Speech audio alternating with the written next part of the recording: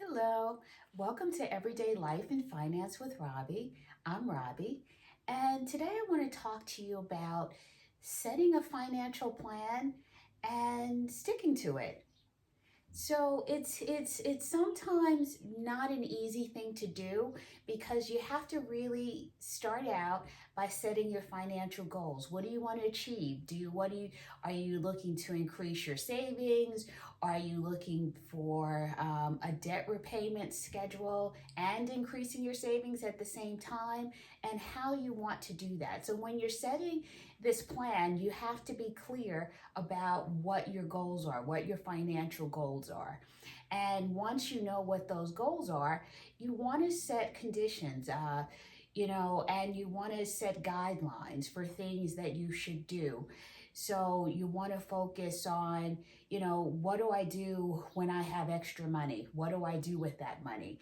What do I do when I receive a salary increase or, a bonus or something like that? How much will be allocated towards achieving these goals?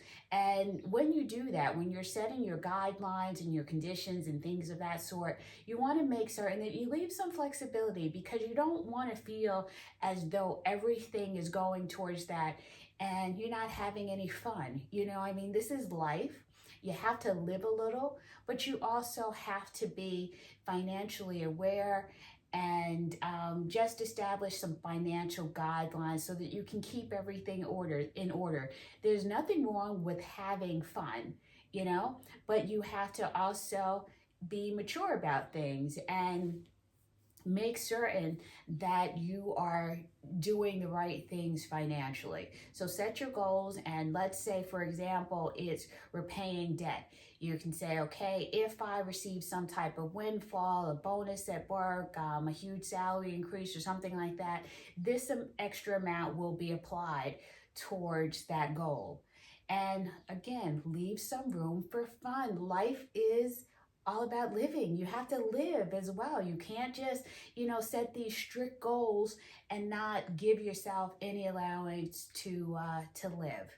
Now, sometimes when we set those goals, you may veer off and deviate, for a moment. Sometimes we forget, oh, I'm supposed to be doing this. Or you get caught up in the moment and you're out shopping or hanging out with your friends and you spend a little bit more than, what you planned.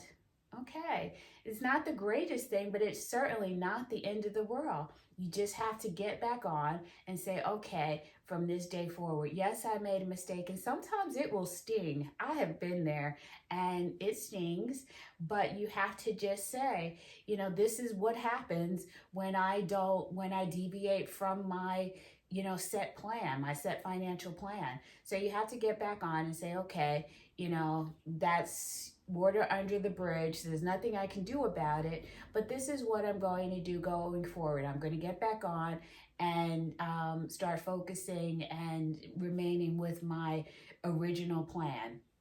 Or you may have to, depending on what you've done, you may have to restructure that plan a little bit to get back on track.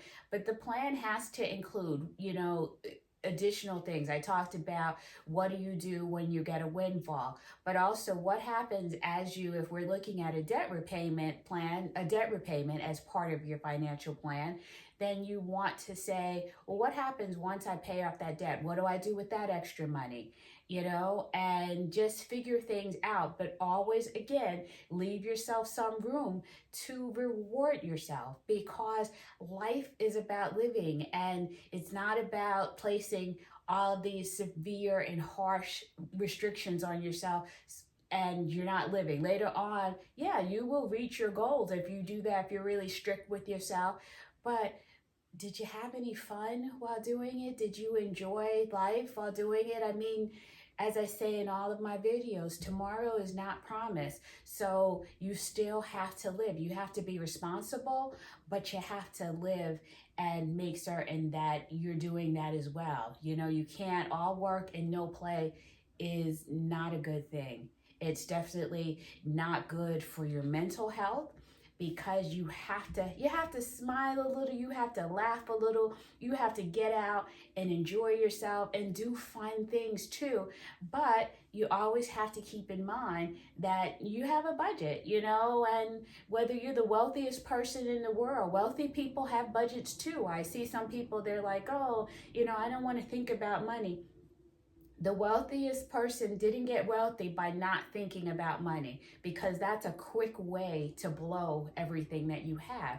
You have to be responsible. And as you become, wealthier, then you'll set new financial plans, and maybe your allowances for fun and things like that will become a little bit different, but you still have a financial plan. You still have to say, okay, this is how much I can spend on that house. This is how much I can spend on the car. You should always have a financial plan, no matter how wealthy you are, because that's how you remain wealthy. You just don't want to achieve wealth and then just let it go because you got to this point, and then you just say, oh, I got there, now I can do whatever I want, and then next thing you know, you're at the bottom again. So it's so important that you have a financial plan as you grow, as you become wealthier, as you become more successful. You want to refine that plan.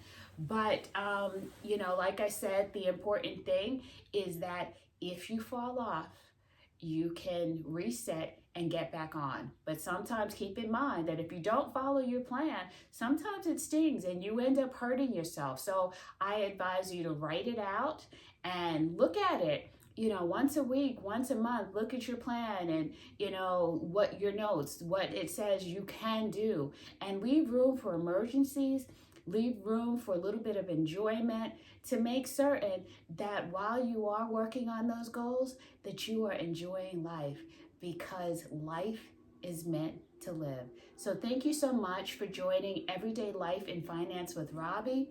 Please check out some of my other videos. Please like, share, and subscribe the video, and come back for more. Thank you so much.